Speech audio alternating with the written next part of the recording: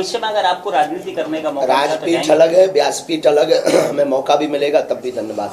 राजनीतिक परिदृश्य पर कुछ कहना आते रहते होंगे। राजनीतिक परिदृश्य पर हमारा यही कहना है कि राजनीति होनी चाहिए पर राष्ट्र हित की नीति के साथ होना चाहिए। स्वार्थ हित, स्वाहित और केवल पार्टी तक सीमित वाली राजनीति गंदी राजनीति है। राजनेताओं के ऊपर अंकुश लगाने के लिए इसलिए व्यासपीठ है, इसलिए सब राजनेताओं को व्यासपीठ का सहारा लेना चाहिए और उपदेशों को सुनकर मनन करना चाहिए ताकि राष्ट्र हित पर चिंतन। कुछ राजनीतिक लोग आए भी हैं। प्रचार करने के लिए जंगलों में क्यों जा रहे हैं वनवासियों की, जिसकी क्या जरूरत है? अनेक मिशनरियां उनको भोले भाले लोगों को लालच देकर के बहला रहे हैं, बहका रहे हैं। बड़े बड़े कथा व्यास उन तक पहुंच नहीं पाते हैं, बड़े बड़े आचार्य उन तक पहुंच नहीं पाते हैं क्योंकि धन वो देते नहीं हैं, शहरों में वो आ नहीं पाते हैं। और अमीर लोग सिर्फ मंच पर आते हैं, गरीब सिर्फ ताली बजाने के काम आता है, वनवासी सिर्फ ताली बजाने के काम आता है। इसलिए हमने उल्टा कार्य किया है कि हम वन में जाकर के कथा करेंगे और अमीरों की जगह उन वनवासियों को मंच पर चढ़ाएंगे और अमीरी मंत्रियों को नीचे बैठा करके ताली बजवाएंगे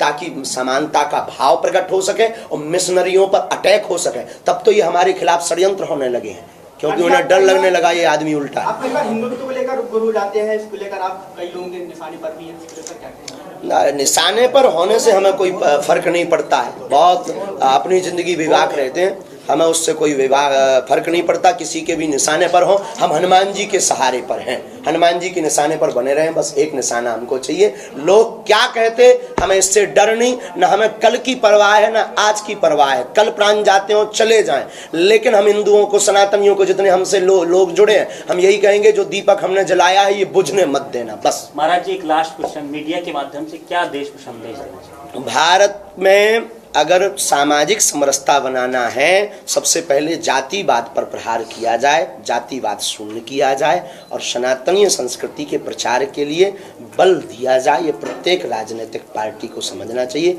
और प्रत्येक मानव के लिए हमारा यही प्रार्थना है। जितने भी लोग रहते हैं, किसी भी धर्म से हो, धर्म तो सनातनी है, बाकी जितने भी पंथ के लोग हैं, श्रीमान जी और सबसे निवेदन है, सबसे सर्वोत्तम धर्म है मानवता का धर्म। तुम सब कुछ करना पर मानवता का धर्म मत भूलना।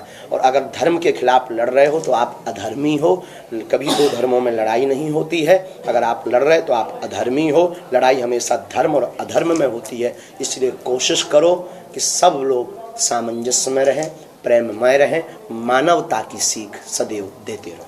हाल ही में आमिर खान ने अपने नए ऑफिस का उद्घाटन किया है, इसको लेकर क्या कहते हैं? हाँ, ये जो है ये हिंदुओं के जगने का सुप्रभाव मिलने लगे हैं। हरे झंडे, ये हरी झंडी मिलने लगी। ये हिंदू जग रहे हैं ना, जो बाइकआउट कर रहे हैं सनातनी, ये कथा का परिणाम है। जो लोग कहते हैं कि महाराज जी क्या होता आपके बोलने से, चिल्लाने से, नाराज होने से सिर्फ न्यूज पेपर बन जाते हो, ये देखो ये होता है कि वो कलश भी रख रहे हैं, तिलक भी लगा रहे हैं, प्रणाम भी कर रहे हैं। धीरे धीरे वो समझ गए हैं, वो समझ गए हैं कि अगर जीना है तो ऐसे ही अच्छे से जी सकते हैं। जी अपना व्यवसाय बनाने के लिए ढोंग कर रहे हैं। कौन? आमिर खान जैसे ढोंग भी है लेकिन सनातन तो है। आमिर खान ने कलश पूजा की, अगर कोई और कर देता है छोटा तो उसको फतवा जारी हो जाता है कहीं या नमाज पढ़। यही तो वैमनस्यता है। ये उन लोगों को समझना चाहिए, उनके धर्म के लोगों को एक बार मीटिंग करना चाहिए उनको हमारे साथ।